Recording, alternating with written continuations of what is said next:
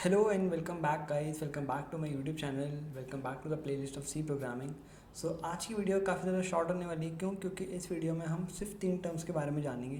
The first is break statement, the second is continuous statement and the third is go to statement.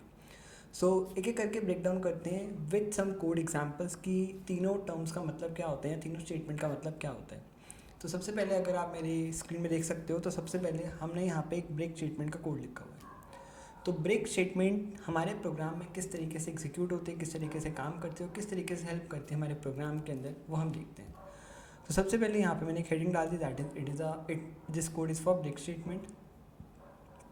फिर मैंने एक pre processor add कर दिया, एक main function add कर दिया एंड इसके अंदर मैंने एक फोर लूप लगाया. लास्ट लेक्चर में हमने देखा था कि फोर लूप कैसे काम करता है.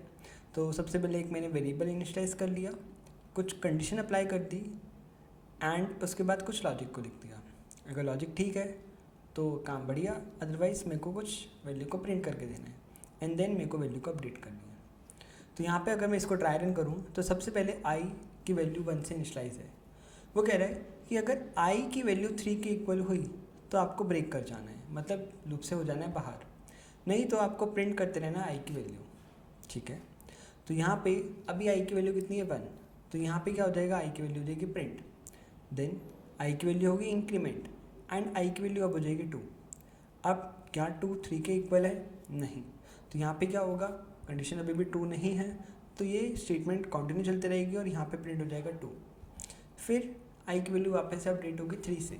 अब 3 क्या 3 के इक्वल है, हाँ बिल्कुल है. तो यहाँ पे वो क्या कह रहे हैं, ब्रेक स्टेटमेंट को अप्लाई कर दो, मतलब इस लूप से आप हो जाओ बाहर एंड देन आपको कुछ भी प्रिंट नहीं कराना है. तो अगर इसको मैं रन करूँगा एंड आप इसका आउटपुट देख सकते हो, सिर्फ आया है 1 एंड 2. क्यों? क्योंकि सिर्फ 1 एंड 2 के लिए ही जो हमारी कंडीशन थी इफ़ वाली वो हुई फॉल्स एंड जैसे ही यहाँ पे आई की वैल्यू इंक्रीमेंट होकर हुई 3, यहाँ पे कंडीशन ट्रू हुई एंड यहाँ पे अप्लाई होकर break statement. And break statement क्या करता है, आपके आगे वाले कोड को एग्जीक्यूट नहीं करता है एंड वहीं पे कोड को आपको टर्मिनेट कर देता है. जैसे मैंने आपको समझाया था स्विच स्टेटमेंट में कि हर एक केस के बाद हम एक ब्रेक स्टेटमेंट को यूज़ करते हैं, सेम तरीके से हम यहाँ पे भी काम करते हैं कि अगर मेरे को एक लॉजिक को एग्जीक्यूट कराने के बाद अगर मैं चाहता हूँ कि उसके आगे लॉजिक एग्जीक्यूट ना हो तो वहाँ पे मैं यूज़ कर सकता हूँ ब्रेक स्टेटमेंट. सो एक यही था overview of break statement. And इसके बाद हम बात करते हैं एक कॉन्टिन्यूस स्टेटमेंट की कि कॉन्टिन्यूस स्टेटमेंट कैसे काम करता है. तो देखो कॉन्टिन्यूस स्टेटमेंट क्या करता है कि अगर एक टर्म काम कर रही है तो उस टर्म को स्किप कर देगा. फॉर एग्जांपल यहाँ पे सेम मैंने ऑलमोस्ट बिल्कुल सेम फॉर लूप लगाया है कि आई की वैल्यू 1 से इनिशलाइज करी है, कंडीशन चेक करी है, वैल्यू इंक्रीमेंट करके चेक कर रहा हूँ कि क्या अगर एक पर्टिकुलर आई की वैल्यू 3 के इक्वल है या नहीं है. अगर है तो वहाँ पे आप कंटिन्यू कर जाओ, मतलब उस पर्टिकुलर स्टेटमेंट को आप कर जाओ स्किप एंड देन फिर आप वैल्यू को कर दो प्रिंट. ठीक है, तो यहाँ पे क्या हो रहा है, अभी आई की वैल्यू कितनी है 1, कंडीशन चेक होगी कि क्या 1 लेस देन इक्वल है 5 के, हाँ. तो यहाँ पे अब ये वाली इफ़ कंडीशन ट्रू इस चेक होगी कि क्या 1 3 के इक्वल है, नहीं है. तो ये वाला इफ़ वाला जो ब्लॉक का जो भी कोड है एग्जीक्यूट नहीं होगा और एल्स वाले पार्ट में जो भी ये प्रिंट स्टेटमेंट लिखी है वो प्रिंट हो जाएगी. दैट मीन्स यहाँ पे अब हमें प्रिंट हो जाएगा 1.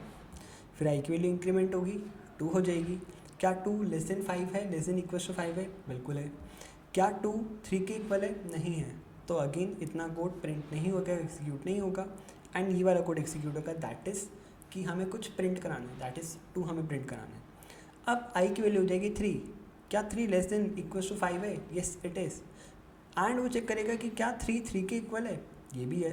तो वो कह रहे कंटिन्यू कर जाओ आप, मतलब इस चीज़ को आप स्किप कर दो, यहाँ पे कुछ भी आपको लॉजिक अप्लाई करने की ज़रूरत नहीं है, मतलब ये इस वाले पार्ट में नहीं आएगा. फिर आई की वैल्यू इंक्रीमेंट होगी 4 से. क्या 4 5 से कम या इक्वल है, बिल्कुल है. क्या 4 3 के इक्वल है, नहीं है. तो अगेन वो इतना कोड को एग्जीक्यूट नहीं करेगा एंड वो प्रिंट कर जाएगा 4. फिर आई की वैल्यू इंक्रीमेंट होगी to 5.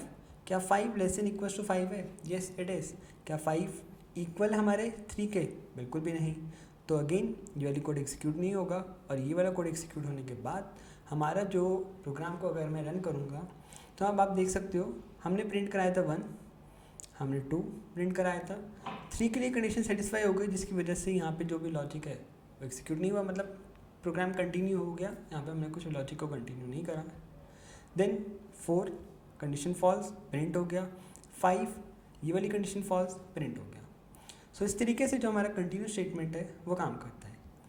And then at last हम आएंगे गो टू स्टेटमेंट पे।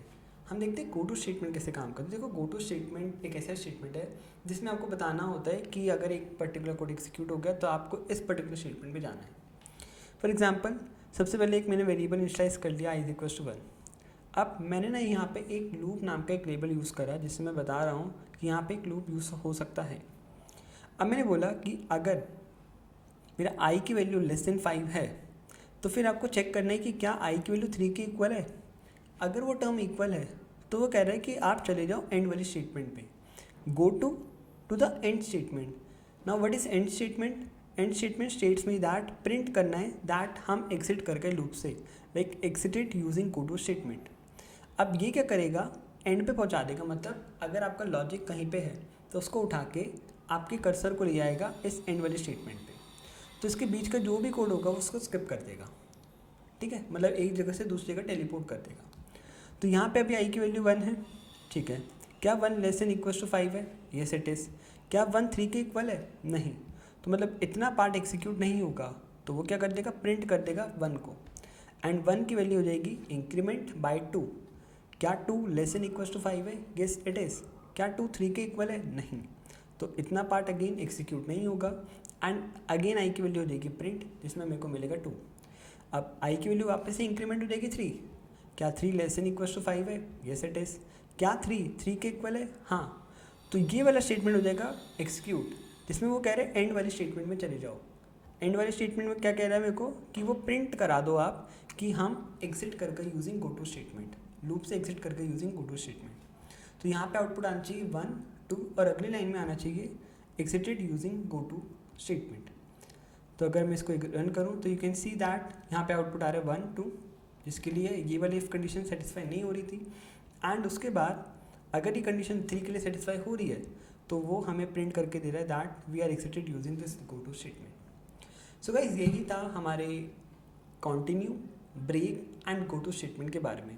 बहुत ज़्यादा बेसिक टर्म है, उतना ज़्यादा प्रोग्रामिंग में यूज़ तो नहीं किया जाता है, बट हाँ दिस इज़ इम्पॉर्टेंट टर्म अगर आप अपने अकेडमिक्स के पर्सपेक्टिव से बात करते हो या गेट एग्जाम्स के पर्सपेक्टिव से बात करते हो तो। So guys, I hope you like this video. Thank you so much for watching this video. We'll see you in the next video. Bye bye.